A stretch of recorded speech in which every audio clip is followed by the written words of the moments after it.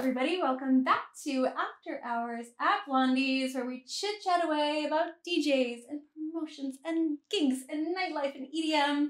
And we have the most talented, hardest working DJ in Vancouver. Hands down, Henry C. Oh, thank you so much. Welcome. I'm so thankful to being here with you and talk about it all. Yes, we're going to talk about everything. Yeah. Deep dive into the last... I can't even count how many years. Yeah. And people It's who've been been a with while. us from the beginning, or actually seen a lot of our stuff, we've mentioned this name 50, 75 times. Henry C. Yeah. The Initiative. Yeah, all that stuff. The So Arrival. we have I the man, the appreciate myth, the it. legend live with us In today. our I hot appreciate seat. it so much, everyone. I know you guys will gain as much knowledge as we will, so please subscribe, give us a like, also follow him. But we're Yeah, this will good. be very interesting for me because, you know, even though we've known each other for a few years now, Yeah. I don't know anything about you from before that. Yes, You know what I mean? for So sure. it's like, this will be a very cool experience, even though, you know, we see each other a lot, we hang out all the time, but like, this is like, we're learning, Yeah. we're going to learn everything about you now. Yes. Yeah, no, I'm Yeah. excited Yeah, to yeah. dig deep and like get, you Yeah. know, finally Get deep. tell you everything that Yeah. you guys Yeah, don't yeah. know about me and stuff. Get deep. You get deep in We're still here. all the secrets, so Yeah. stay tuned. Hell yes. All right, so let's go back, all the way back. We're going back through time, all the way to, do you remember the very first song that you fell in love with? Ooh, the very first song. Mm-hmm. Like I guess in electronic music you would say, like on house. I would say it was like Blue Monday. I heard it like out at a club and I was just like, okay, this is so damn good. And that was kind of like the very start of like my love for all the electronic music too. Mhm. So I would say, yeah, Blue Monday. What did you listen to Yeah. before usually? So before, I guess like my love for music really started back home in El Salvador, Mhm. and like I was definitely not into electronic music at that time. Mhm. It was just like, at first it was like Latin music, right? But then I went into more into my youth to like reggae and punk. Mhm. I was always kind of like into like finding different kind of like music, you know, not staying in the what everybody was else listening to, you know. Yeah. Mhm. And yeah, that's where it starts. I was like always digging for like new music, new bands and stuff. And yeah, it wasn't until later on 2015 that I moved. That I was already here in Canada that I started getting into electronic Oh, music. wow, that's pretty recently then. Mhm. Yeah, so like I moved to Canada in 2011, but yeah, in 2015 that's when like the big switch in Mhm. my music life went through, you know. A huge transformation. Definitely, yeah. And Yeah. I think a lot of things were like leading to that moment, but yeah, when it happened, I knew this was like the thing for me. Yeah, You know, meant like, to be. And For you grew, sure. And you grew up in El Salvador then? I did. So yeah, I would say half of my life is from El Salvador. Mhm. I grew up there until I was 18 years old. Mhm. And I had like experiences with like electronic music at that time, but nothing really that Mhm. clicked to me at the time yet. And then moved here on 2011. I spent kind of those years like, you know, figure out at this new country, new experience, new Mhm. friendships and everything, and new music too. So Mhm. definitely those years were like experimenting a lot, going to different clubs, trying to see what was for me, you know. Yeah. And Yeah. it wasn't until 2015 that I discovered Gorgomish, and that was kind of like the first like love for electronic music that I Wow, went yeah. deep into That's it. crazy. Yeah, Yeah, it took a long time, but like when it Yeah. got there, it was there for I mean, me that's forever. if you're gonna find Yeah. a place that's gonna make you really initiate you into that genre of Yeah. music, it's gonna be Gorg is like probably the best Mhm. because it's like it's such a place that at its core is about like the very best taste in like that style of music Mhm. Exactly. that is always curated there. So it's like when you go there, you're like, oh, I don't hear this anywhere else. You know what I Yeah. mean? Like it's very underground still. Yeah, But it's like, oh, I'm not going to hear this at anything on Granville. Mhm. And it's exactly. like, Yeah, you know, even though it's like technically a Granville spot, it's really not as For far as like its sure. culture and its Yeah. you know, the it's music branding and they music and everything, play, yeah, and- for yeah. sure. Yeah, and it was kind of like that. Like I kind of like had to experiment a lot in Mhm. different places until somehow I ended up going to Gorgomish. And that was the moment that changed everything. Yeah. For me, 2015. So is that where you kind of like met all of your friends, or was there different? I would say areas? like I would say Yeah. 2015 was like a big year where I started making like connections, you know, without knowing that there were connections at the time, you know. It was just like me enjoying getting to know people that were liking this same too, you know. And it definitely those people, those connections that I made at that year have like still like stay here until this year, you know. Yeah, So it's crazy how definitely- like the pivotal years, like you can kind of like when you look back, it's like this particular year is like the foundation of so many things. It's like a focal point of like It was Yeah. definitely, yeah. It's like definitely a big moment in my whole life, you know, because it definitely switches everything like of Totally, what I yeah. was doing before to like where I'm at now, Yeah. you know. Did you play music at all before that, or was that like So that's actually interesting. Like I never really play any music before. Like my family like brought me into more into sports, you know. Yeah. Like there's always like families always gives you more sports or music sure, stuff. sure. And I do wish there was like more chances to like learn like music when I was a kid, but like instruments even or something? exactly, like you know, but like it didn't really happen for me. But like I had the love for music always there, you know, and I just felt like eventually I will get into that, you know, and I'm like now I look forward and it's like the love for music has always been there for me, you know. Yeah, definitely. Yeah. So I guess what was the moment that you realized that you wanted to do this more seriously, kind of like as a career? So I would say it was the end of 2015. So after I discovered like the love of the underground, I fell deep into like, you know, like the scene, the parties, and I kind of like got a little bit lost, you know, and then at the end of that year kind of decided to make a big move. I was already living in BC for like 5 years at the time, and then my family was moving to Saskatchewan and to Canada for the first time. So I decided to move to Saskatchewan for a couple months away, and just kind of clear my head, kind of, you know, try something different. Never been outside of BC before. And at that moment was kind of when I was like, you know, just on my own with my family, right? But like they were just kind of seeing like, oh, like that I was liking this music, but they didn't understand where it was gonna go from there for me. And that's when I kind of started being like, I want to be part of this, like always, you know, but like not as a party goer. I want to like contribute more to this, you know, that is really like changing my life. So that's kind of where it started being like, oh, I should, you know, become a DJ, see like how it goes like with that mentality. And the next year, 2016, I moved back to BC and got a controller, you know, like just that's how it started. And just spending time on my own, you know, like actually like I self-taught myself how to like play and stuff. So so you didn't have any teachers? Well, I'm sure you had mentors. Yeah, I mean, like definitely, like I would say the biggest mentor that I had was like Kevin Chu. Seeing him play, it's always been an inspiration for me, and like I would be the kind of artist, and even as a person, I usually learn by seeing things or by seeing somebody doing it. So like you will always find me by the booth, just kind of like trying to understand, you know, exactly. Yeah, I'm an observer learner, you know, so.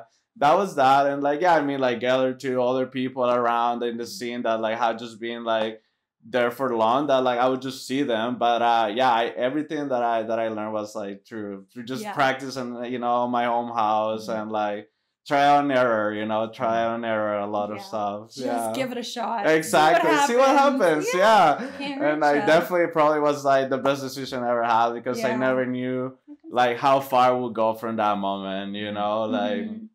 Then I guess that's 2016, and then at the end of that year, I got my first gigs. These ones, they were at UBC. These first gigs through some friends. This duo called Perspective. My friends Jason and Shamil. So they've been doing events at UBC at that time, and they invited me to be part of it. Definitely never imagined how far we go from there. Then like. That was the end of 2016, I would say. And then 2017, that's when I would say started getting serious about like where this was gonna go. That I got my first like club gig that year. Yeah, at MIA, RP MIA. Yeah, we've talked about it before. MIA is like one of those clubs that like they allowed new people to come in and audition and try things out, and then they had like the back room where all of our friends were. That's where I started too, for sure. Back room of like MIA. Yeah, and it just kind of like. I guess like what we were saying before that like 2015 I was already making these like connections and friendships and stuff, and when I made the move to become a DJ, all those friendships like just kind of offer me opportunities, you know, and like it just opened up so many things that I would have never imagined, you know. I think like one of my first goals when I became a DJ was one day to play a Gorgomish, you know, like that was where I started. That's where the that was like my biggest dream at that time, you know. And then in 2017 it happened, so it kind of came super fast after starting 2 years, you know. Exactly. And I was like, it was because of the connections that have been made, and also, you know, just like showing a face, you know, people just like start seeing you around more, and like people just want to start like working with you, you know. They see that you show up, you're consistent, you're always there, you're not being belligerent or rude, you're like contributing to the scene. They want to give you a chance, and like you actually made like very genuine friendships. You're not in there just to get a gig kind of thing. For sure. I love just everything that is about the scene, you know. So like, and I guess like what kind of music were you into and were you playing at the time? Like 2015, that's a good 16, question. 17? What so were you obsessed with? I guess at that time, even like in the music that was happening in Gorgomish and stuff, everything was like slower. It was definitely like deep house, like it was like very like good like melodies and like solid kicks and bass, but like something like sort of simple, like more simple than what it is now. For sure. And like I have a huge love for deep house. I definitely that's like the first things that I started like playing, and I did disco too. That was kind of like my first official gig at MIA. I played a disco set. Oh, very nice. That's very cool. Yeah, I know. And like, but I think the main base has always been house. That like is like what I've been like trying to like find myself like looking like for music. It's always been like house at the core. Drawn to that. Yes, exactly. Very cool. And then so I guess continuing on from there, talk me through like first year at MIA, you're getting some gigs, you're starting your collective. Maybe tell me a little bit about your collective. For sure, I guess the collective happened on 2019, the initiative.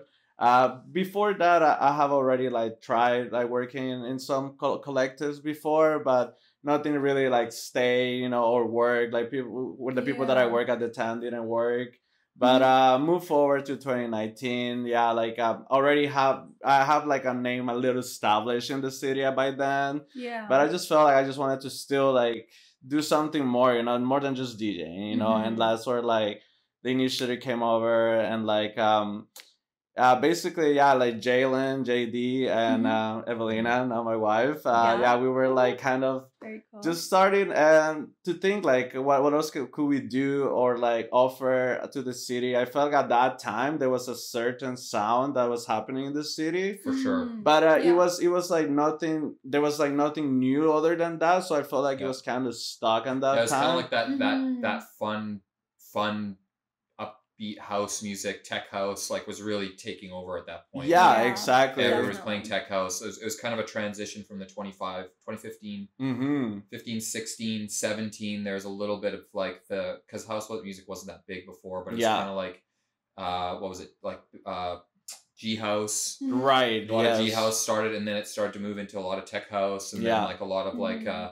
what's like an Oliver Heldens style, like, or like Dirty Bird. Dirty Bird like was really starting to come around that time, and all that stuff was really big in Vancouver, I guess, from that kind of the sound of the scene. For sure, and that's when 2019 came. I was already doing compo stuff, but mid year we decided to create the initiative, and that's kind of where we everything kind of like blew up from there. Like honestly, like we just wanted to do like raves that really like people felt welcome, and just like different music that they were not so used to listening at the time, and just kind of like pushing some boundaries within the sound in Vancouver, you know. Definitely. And yeah, everything started with illegal raves for us, honestly, for sure. Yeah, it was like in 2019. 2019, the very first party that we did was in Stanley Park at a secret location. Yes. We probably know which one, but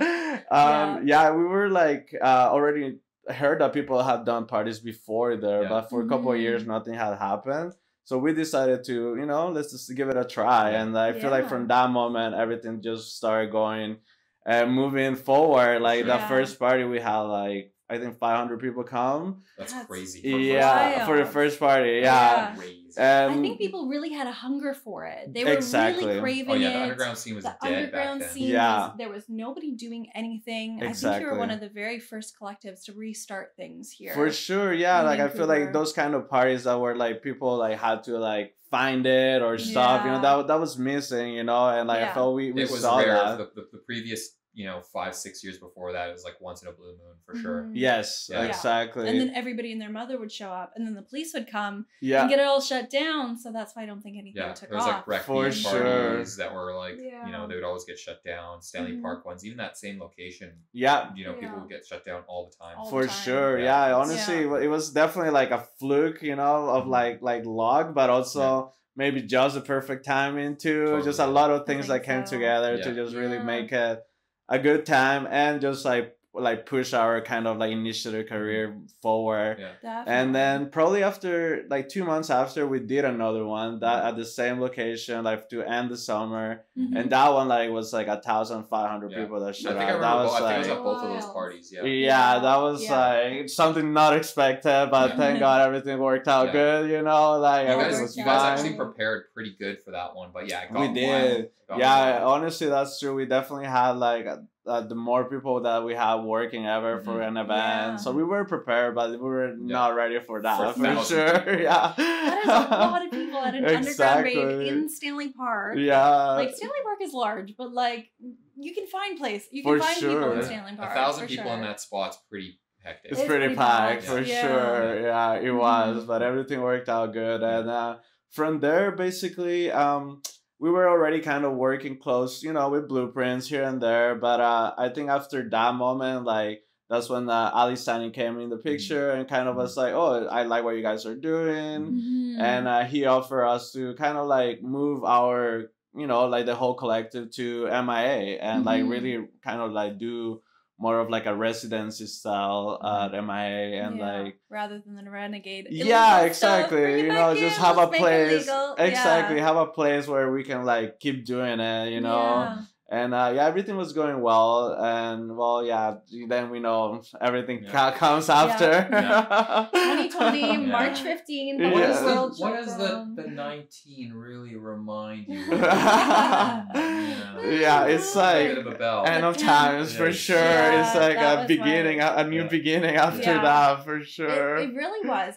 We've talked about this so many times on the podcast, but really COVID, what happened to Vancouver was it blossomed all of these collectives. Well, everything shut down for a year, and then everybody was like, well, after the first year, everybody's like, well, not everybody, but the people who really cared. I mean, even like for me, like we threw a party in 2020. Right. In July. Was it July or August? I think it was at the beginning of August. August. Because we were like, screw this. This is getting ridiculous.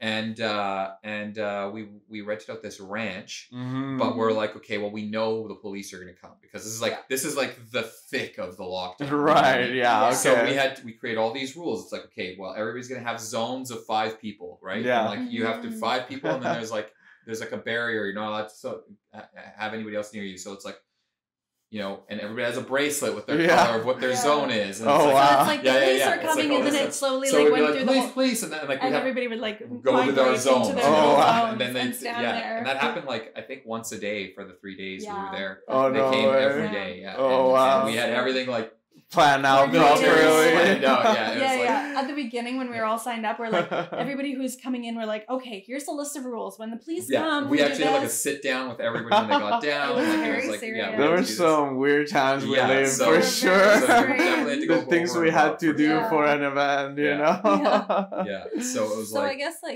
so talk me through how your experience like? Because now everything's shut down and you're just yeah, so momentum, right? Yeah, exactly. That was kind of like a really like gut punch, kind of like, oh wow, we already have this momentum going. The same with my career and with the initiative, and then 2020 hits and kind of like we decided that well, like at the first time, like we were not sure what's happening, so the only like logical reason that we could find was like move everything to like the internet, right? So we created a Twitch for the initiative, and basically it was like to keep the community that we have created like still kind of like alive, you know, and like what we did is like either at my place or JD's place, we would have a setup, you know, and then just invite one DJ, you know, have like one guest, like 1+1, so like it was just be like 6 people in there. Intimate, exactly, quiet, you know, but just to kind of keep our friends close to, you know. And we definitely ran that for like a year, I would say, doing like Twitch streams and everything.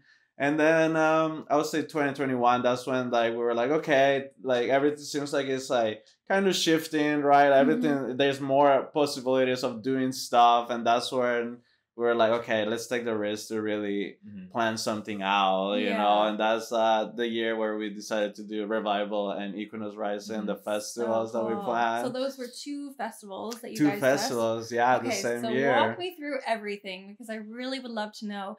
So like when you're thinking of putting together this festival, what are some of the first things that you're putting in place? Right. I think like first thing we want to know how many people we can count fully on like creating this with, you know, because it definitely involves a lot of hands and a lot of time. Then I guess like just like thinking about sound is always our kind of main priority. Like what are we gonna do with the sound? Like it has to be, you know, great, so it's a good party. And then from there kind of like we just like had to go spot the place, you know, like it was like, because it was supposed to be an illegal party, right? Like we had to go find the spot. It was a lot of like scouting. Secret. It was a lot of scouting. Or like even hearing people like, oh, I know this location, so we would be like, okay, let's go see it during the weekend and stuff. So it definitely took a long time to like figure out that, and then just kind of like time, I think, but we should, during like COVID times we had the extra time to do, so it was great too. Working from home, exactly, you know, like I felt like we definitely just had more time to really plan it properly. So definitely it took a lot of work between the 3 of us, like Jay, Evelyn, and me, and then we had like, thank God we had like a group of friends that like are always very like close to us and like helping us with sound. Like we have one good friend that is a sound engineer, so he knows how to like prepare the sound for us. Other people that just do like carpentry and stuff, so they would do stages and stuff. So we just kind of like organize everything, and then like we have like people that we trust fully that would just deliver the job, you know.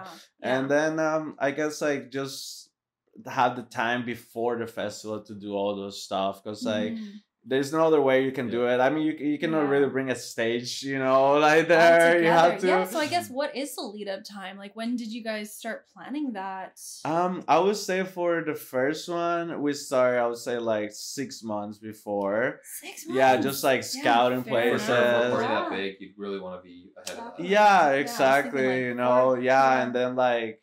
And then like, you know, that's at this time is also kind of like our first times trying this kind of like events. So a lot of things came through later that now we have a better understanding of like how to do it even more proper. But like everything was kind of like learning as we go, you know, like figure it out. Like, okay, we definitely need water, with all this stuff, right, to keep the people, so like I guess people what fine. are those kind of things that you learn kind of a little bit after the fact, but like are so important? I guess like just like having like like water for everyone, right? That's an important one. Like you have to make sure that like everything's okay, you know, for everyone with that. And I feel like also just having a plan on like you know, just like if anything goes wrong, you know, just having a plan, having somebody always like like being sober too, you know, so in case somebody has to drive or anything, right? So yeah, definitely a lot of things come up, and safety, security, for first sure, aid, sober drivers, exactly, there's a lot of things that go into a it. lot for sure. And then there's like also the decoration, right? That's it's a whole other planet by itself. But I feel like like we have like good friends, and like we always kind of like are looking for artists too, that we're like, oh, these artists are good and kind of matches like what we're thinking we want to do, and we invite them to the festivals to add to it, you know. So yeah, it's a collective like thing, you know. You have to really have all these people to make it happen. For sure. And it does. And then we get to the day, and then there's a lineup and DJs and everything like that. Exactly. How do you kind of like pick the people who are playing and also put together a lineup? Like, what is your mentality around that? Yeah, I guess like being like in the scene and just seeing so many parties, and also me being an opener, you know, headliner and like a closer, I understand like kind of like what should be playing at certain times, you know. Like you just have to know, like, you know, if you start, let's say 1 p.m, you cannot have like a techno DJ playing, right? Like you just kind of have a knowledge. That'd be a little crazy. You know, exactly. You just kind of have to. Hardcore guys for sure. Exactly. I mean,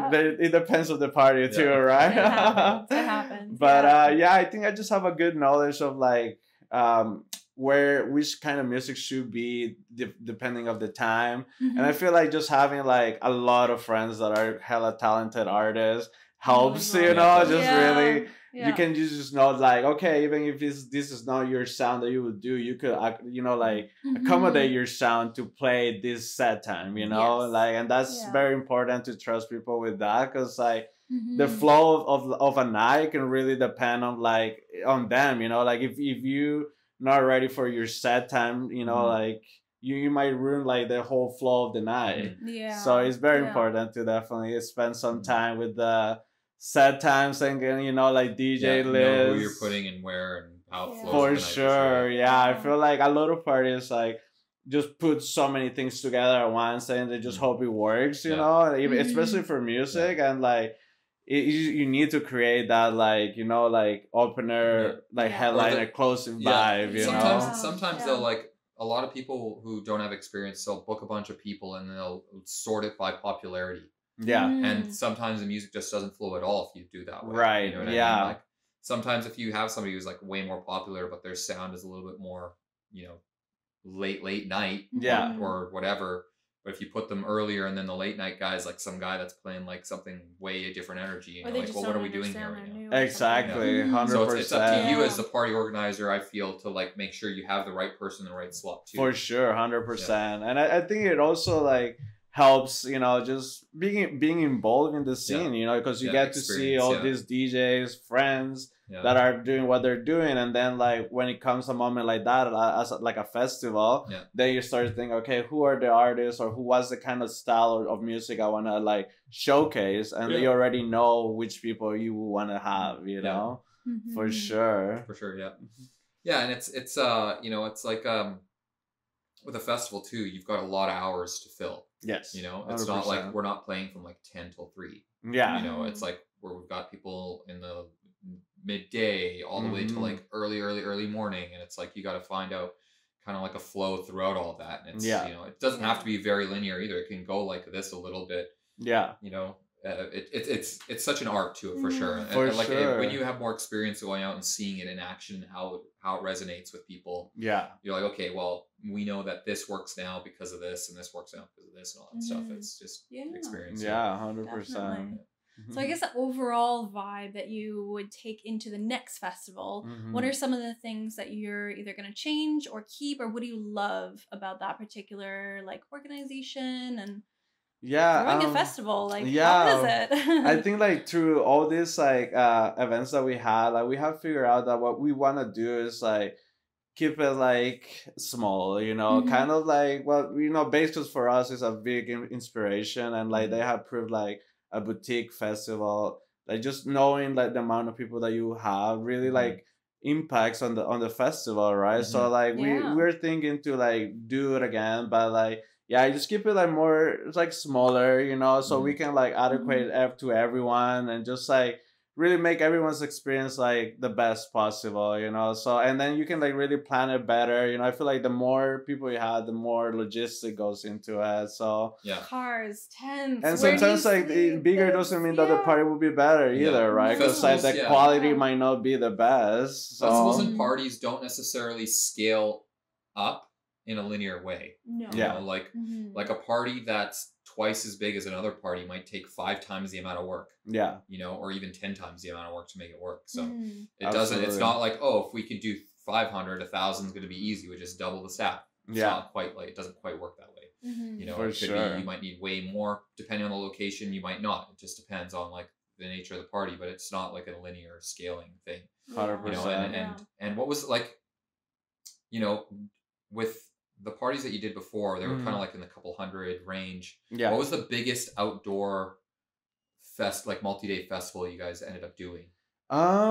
Maybe it was on 2022. Yeah. We got together with Vanc to create an event. I think we had like around 500 people, you know, combined with the 2 collectives, and definitely was way more work too. Yeah. And that's kind of where we felt like, okay, we felt like we kind of burned out working towards that. Yeah. And then like this year, we took a step back of doing like a festival this year because we were like, okay, what do we really want to do with this? Like, do we want to scale it out, like make it big, or do we want to like focus like on something like really nice, small, you know? So that's where we at, and like we're hoping to do it again next year, but extra what I'm saying, just probably just smaller, you know, 250 kind of thing. Yeah, exactly. You know, just to really like have like everybody super committed and involved in the event, you know. Did you find that, because like the last couple of summers, or at least maybe the last couple, like especially last summer, there was almost none that happened. Yeah. As far as like little mini raves, and do you think that's because of what happened in Hope with the weather and all those sites getting washed out? I believe that has a main part for sure, but I feel like now people are thinking they want to move to the bigger side. I feel like those collectives that were also doing like illegal parties and stuff in the last couple of years, maybe now they're like, oh, we want to truly become a festival and eventually like grow like big. And like we were kind of like, okay, maybe we should just keep kind of doing this style of party, but I've been more organized, right? Not just like a fully legal party.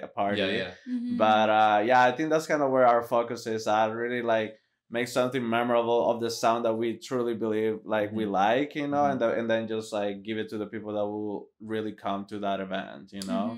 Have you noticed from when you guys started from when you guys started throwing these more bigger parties from 2019 to today, have you noticed that like the music taste in the cities really evolved closer to what you guys like to hear, like what to play? Yeah, I think so for sure, and I think like the best example is that like the residents that we have as the initiative are like, you know, Ayu, Danish, Jay, all of us like are constantly getting booked in different parties, and it just proved that like what we have been created or wanting from like the very beginning is like now showing that there is like that demand and like demand for it, exactly, and people are just really booking like all of us to like you know just be part of it, and I feel like having that background of like what we've been doing all these years is just really been coming to fruition now, you know. I honestly like it's in my opinion, I feel like you guys and like other people in the scene have really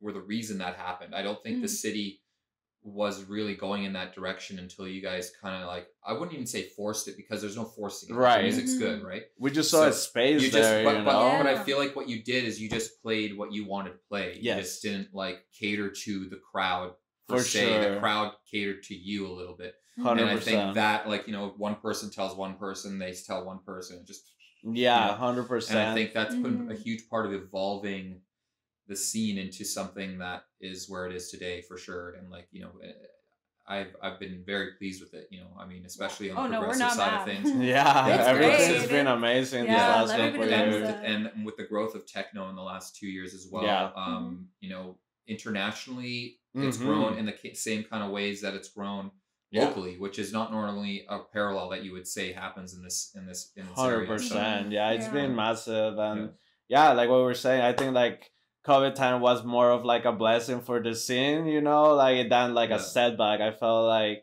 that's where everybody just like really like pulled through and be like, okay, where is this gonna go from here, you know? And yeah, it's been an amazing like journey to see like where I started. I'm sure some other DJs that started even like later, like earlier, like have seen more evolution. But like for me, has seen a lot of evolution from like 2015, you know, to now. It's like it's been amazing. It's just great to be seeing it happen, you know. Definitely. I think I'll say this time and time again, but I think because Vancouver, well, we both said it, Vancouver's such on the outlier of the whole entire world. Everything starts in Europe, makes its way over to North America, and Vancouver's kind of last. Yeah, always. Yeah, always goes to the East Coast first. And it's like techno was obviously started in Berlin and Amsterdam and all those European countries, kind of made its way over here. And I think Vancouver's one of the last cities to pop off. Yes. And I think we're in such a prime position with all these amazing collectives that are coming up and all these different sounds. Now people have a variety of sounds for sure that they can go choose from. And there's so much talent in the city, honestly. So it's crazy. So much. It's crazy, yeah, and like it's just great to see like now like the demand is way bigger too. Like people are more into like this music, you know. So it has definitely given the chance for more people to get involved in this scene. Getting more involved and booked and everything like that too. Yes. So I want to highlight you and your career as well, because you have had a rocket ship to the moon. You've opened up for incredible DJs. I need to name them: Tong, Dolla, Dubfire, Camel Fat, John Summit. Yes. Let's go. This is amazing. I know. Honestly, like do you pinch yourself or like? For sure. I definitely, like, there were so many moments, especially on 2018, I would say. I went traveling with Evelina for 6 months, and I felt like my career was like starting then. And then we decided to move away for 6 months. So when I came back, I was like, "Oh, like, am I still relevant? You know, is this still gonna happen? Do they remember me?" Yeah, exactly. You know, like anything could happen, right? But like everything just started happening again. And one of my biggest gigs that year was Tong, opening for Tong, and very cool. I just couldn't believe that like it was happening to me, you know, because like Tong is like a legend itself, a pivotal human being in the worldwide scene for sure. Oh, for sure, like in the whole scene, right? Like in the underground scene in the world, you know. So it was a big moment for sure, and I feel like at that moment I realized, okay, I feel like this is really what I need to be doing, because I playing next to him, I could just feel like it never felt like, oh, like I'm super nervous or something. It's always felt like every time I'm like you belong. Exactly, you know. I always felt like I was right part of it, you know. And after that, 2019 was probably my biggest year. Like being support artist for a bunch of artists, and like Dubfire was probably my favorite opening set. But yeah, I opened for Dolla, John Summit before they even blew up. It's insane how like so many opportunities that I had, for sure. And moving forward after like COVID and stuff, that's when like I feel like now I really have devoted my whole life to this, you know.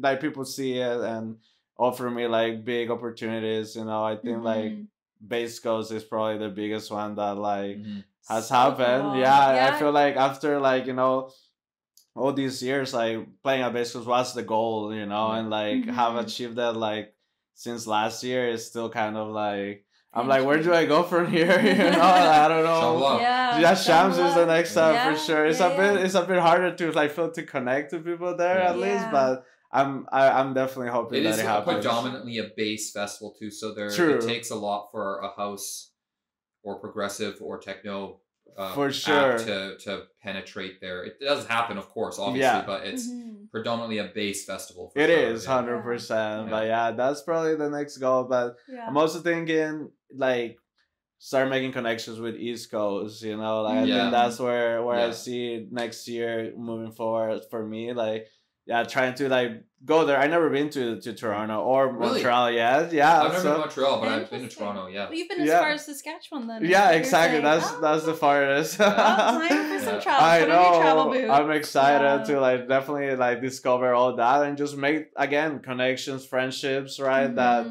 where we can like start like exchanging artists like between like East Coast, West Coast. Oh, that's a good idea. Yeah, for sure. Definitely. Yeah, that's I feel because we rarely get Toronto people here too. Yeah, it's the issue is the flights are so expensive. So if you book a guy, you're gonna pay him like $500 or $700 for sure. Flight's 12. Yeah, or 1,000 depending on the time of the year. It's just like, well, does this make sense? Yeah, 100%. So it can get hard for sure. Yeah. It definitely needs a lot of planning. Yeah. When booking like artists like that, you know, just really plan it because like flights could be cheaper. Yeah, different times never know when. too. Yeah, exactly. Yeah. So I feel like you're kind of saying like you've kind of gotten as far as you can in the city here, and then so the next thing that you have to do is kind of go out of the city exactly in order to come back in. How is that like? Kind of panned out in your brain? Do you like it? Kind of sounds like you have a plan for it, but do you feel frustration as well that the city can only kind of take you so far?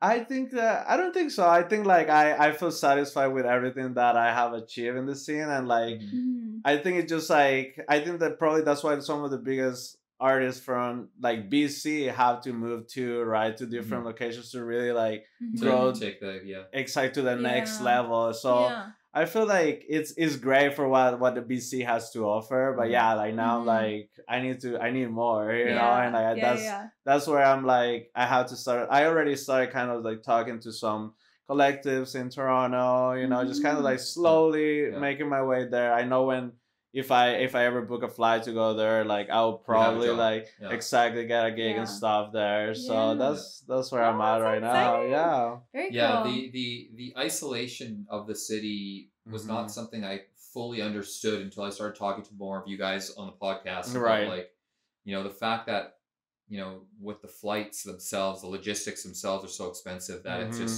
it makes it so that it doesn't make sense for either side sometimes for it to happen unless you just want to go and do it. You know, for sure, exactly. It's like we can book you in Chicago, but you know we can't pay you that much because it's going to cost us this, and this for the flight, or you have to pay for the flight. So and then the whole visa thing, whatever, and all that other stuff. So it's just like, okay, well, do I do it anyway, or do I just be like, you know, this is what I need to. Yes, I think at the beginning to create the relationships you have to push yourself a little bit out of that. You know, like don't get like like they're not gonna pay for my flight or stuff. Like no, like if they can offer you a gig, but like no flight at first. You know, like you have to make some sacrifices at first to like get where you want to go, and then you show. And you can make it a vacation too. Like exactly. Like, you know what? It's like a semi-subsidized vacation. For sure, exactly. That's exactly how it is. Exactly. Yeah, no, I really do feel that about the city, and especially with DJing. And I think something that people don't necessarily think about is like DJing is not only an art form, but a business as well. For sure. And in order to get your business to grow, you have to invest in it first. 100%. You do sometimes have to play to play. For sure. Pay to play. Yeah. Even though it's not directly paying for a gig, there's but you still have to put in auxiliary things. For sure. Into it. 100%. Yeah, especially at the beginning, I feel like, and like in every, you know, in a new city too, right? Like it has to be like that. So yeah, you kind of pay your dues first. Yeah, exactly. So I guess with all the success, which has been amazing and so exciting, you're on a trajectory. Are there some things that you've personally struggled with that were kind of surprising to you along the way? I guess just like the time consuming that it is, for sure. Like I feel like you're doing all this stuff, but like it takes so much time of preparation, right? Like finding music, staying constantly fresh, right? Like it's definitely like time consuming, you know, and like I feel like you also have to balance your other life, right, with that, because like with your job, because you have to have a real job too. It's like, you know, for sure, like just so everybody knows, Henry is one of the most booked DJs in the city, and he still needs a job. That goes to show you how sad things are. BC for sure. You know what I mean? Like, how many gigs did you do last year? This year? So this year it was like my biggest year of gigs. I did 47 gigs. 47 gigs. That's almost a gig per week. That's what I said. I was like, okay, there's 1 week off for Christmas. 1 week off for your wedding. Yes, exactly. And then 2 other random weeks. It's like you get 2 weeks of vacation. It was definitely a big year, and I feel like as I said, like all the connections and all the friendships that I've been doing, and now that everything is like past COVID and everything. this is the biggest moment as an artist, especially for me, because like everybody wants to do things. Like the big companies like Blueprints are like more than ever invested on like doing shows and stuff. So I've been building my resume for a while now, and I feel like like this last 2 years have been insane in opportunities, you know. Like I think like this year the biggest one was Foundation. Like that's huge. Cool. Insane to believe that like that started this year, and like we had some crazy parties, you know. This year's been wild. On the front from Blueprint, like Blueprint really flexing their muscles in the underground scene. For sure. They have to compensate for all the time like wasted, right? Yeah, like totally. So you know, and it's amazing to see what Blueprint has really pushed, considering the struggles they had pre-COVID trying to get anything off the ground. I mean, for sure. I mean, we just talked about MIA. MIA was what they wanted the underground scene to flourish. That was their attempt at like, let's bring house music to a mainstream club, and it just was pushing a chain uphill. They just couldn't get anything going. Like, it didn't stick. It was hard. Yeah, the city just, you know, like there was like hardcore people that would try to get there almost every week. Like I felt like I was at MIA every week. And it's same. Like, I was there 2 nights. I moved in. I felt like it was, and there was in a lot that of good parties there. Just set up a little cot. You know, back there.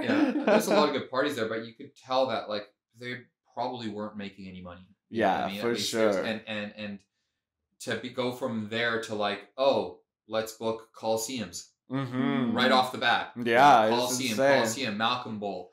You know, like, and sold out shows. It's just and like those are risky shows in the city. For sure. In the moment, you felt they were risky shows, but in hindsight, obviously they went very well. So it's like no risk, really. Not no risk, but like it, you know, the risk was mitigated, I guess you could say. So you know, and then like, oh my God. The first Foundations this year is going to be Eric Prydz. Are we kidding right now? Like, he's one of the hardest people to book in this city. We get him, like, every 8 years. Like, seriously, every 8 years. That's like, going to be more or crazy. less. So like, to pop off the Foundation year with that is bonkers. You know, and that's like, bravo Blueprint. You know what I mean? Sure. Like, that's just a crazy booking. You know? And I'm actually shocked it's not sold out already. That's weird. It's gonna happen. I mean, but the thing is, it's not at the Forum. It's at the Coliseum. That place could hold 10 plus. So many people. Really? Yeah, it's a huge venue. Yeah, it's almost as big as Rogers Arena.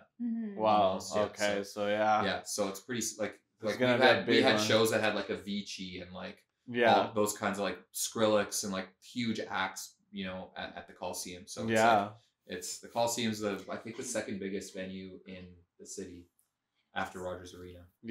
I mean BC Place, obviously those two were the biggest, but like, you know, the Coliseum is like almost as big as Rogers Arena. It's gonna be a great show. I'm interested to see what else is going to come down the pipeline in terms of DJs and artists and collectives. So what do you foresee in the next year? In the next year, 2 years, in 5 years, you want to look back and be like, I want to accomplish this and this and this. For sure. I think I would start with the initiative first. I think like we had a lot of time to talk between our collective. Where do we see the initiative going like in the next years?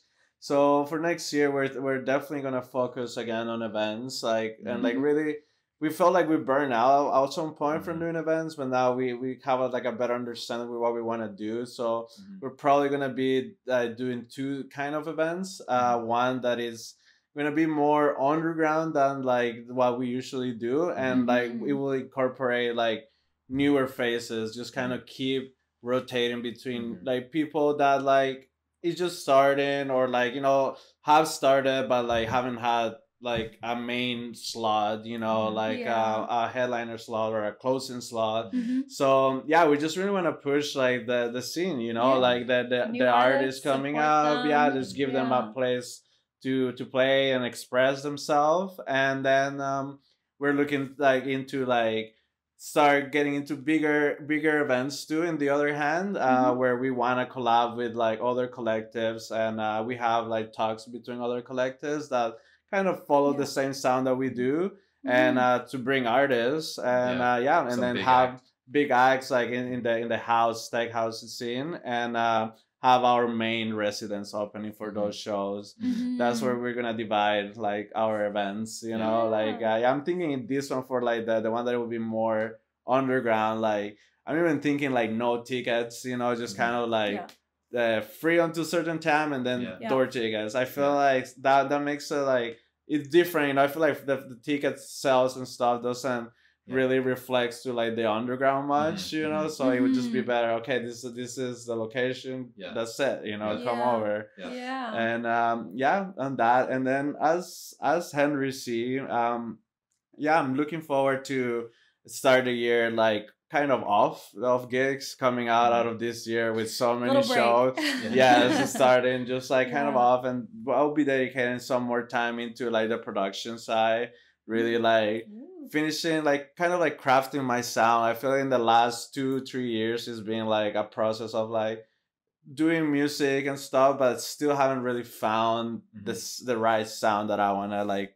you know show, you know. And I feel like it's hard for me because even when I'm like DJing, like I DJ a certain like range of sounds, so like when I try to produce it, it's like, what do I really want to show? So it's gonna be a lot of that for me at the beginning of this year, really.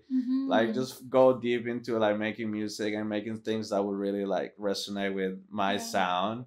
And I look forward, as I was saying, like to like start making more connections with the East Coast.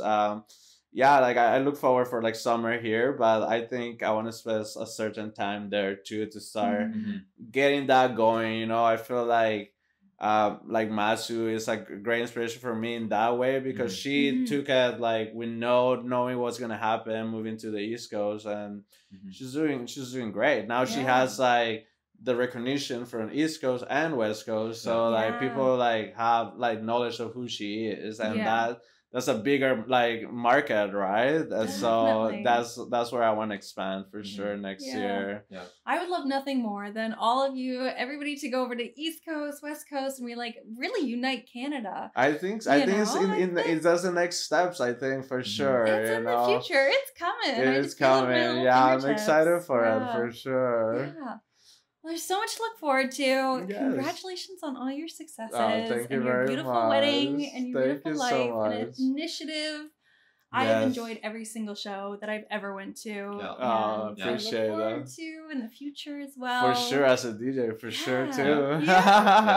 Call me. No, make it happen for sure. Yeah, sure. Well, I think. Any questions out? No, I think I covered everything that I want to talk about. I mean, I'm just so proud of what you guys have accomplished. It's just, you guys have really, I can't say it enough. You guys are a huge part of where all the things that we enjoy about where the scene is today. A lot of that's on your guys' shoulders. Yes. So thank you so much. Appreciate it. It's an amazing leadership, talent, dedication. And just, I mean, just bravo. No, thank you so much. I appreciate you so much. Appreciate it, Oh, we do. Seriously, we would probably not be sitting here if it wasn't for the initiative initiating all so many things. That's what we do. That's what we do. That's enough for me. I'm out of here. Sorry, I'll stick with thank you. We'll try. But thank you for being here. Thank you for listening. Everyone out there, I appreciate you. Thank you for being quiet. Yes, to Kobe. Kobe was a star. Siv's dog, who is probably a better DJ than all of us. Better ear for sure. Yeah. He knows what's up. So please follow Henry C. Please follow the initiative. Thank you so much, everyone. Follow the podcast. We've got so many more beautiful guests to come. Oh God, we're so booked, guys. Busy times ahead. We've got so many guests up into the next couple of months that I'm so excited to show you guys. Yeah. So please follow. You guys aren't even ready. I'm not even ready. We've all to do our homework. We've got a new assistant on the team, so we're good. We are good. Thank you. Thank you so much, everyone. Yeah, that was amazing. We'll see you again next